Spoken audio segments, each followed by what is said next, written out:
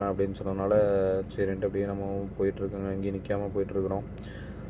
இன்னும் ஒரு 1/2 அன் ஹவரில் போயிடுவோம். ஆனால் வான்னு சொல்கிறாங்க. ஆனால் இறக்குவாங்களா என்னங்கிறதே நமக்கு தெரியலைங்க. அங்கே போனால் தான் நமக்கும் தெரியும் இறக்குவாங்களான்னு. நம்மளும் சரி ஏன் லேட் பண்ணிகிட்ருக்கணும் அப்படின்ட்டு போயிடலான்ட்டு போயிட்டுருக்கோம். இப்போ பார்த்தீங்க அப்படின்னா மணி 3 மணி ஆயிடுச்சுங்க. இன்னும் ஒரு 1 ஹவர் ஆயிரும். ரிங் ரோடு ஏறி நம்ம எக்ஸிட் நம்பர் 3 தான் போகணுங்க. பம்பை ரோட்டில் தான் போய் இறக்குற மாதிரி இருக்கும். நான் அதுக்கு தான் போகணும். சரின்ட்டு அப்படியே நம்ம போயிட்டே இருக்கோங்க.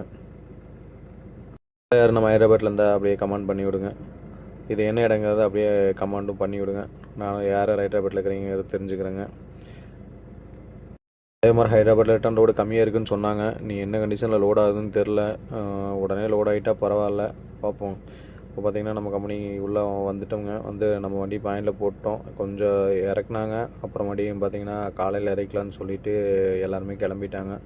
நீ நம்ம காலையில் தாங்க இறக்கணும். இறக்கிட்டு வேறு ஏதாவது ஓடுச்சுன்னா பார்த்துட்டு நம்ம போய் ஏற்றணுங்க. நன்றி, வணக்கம்.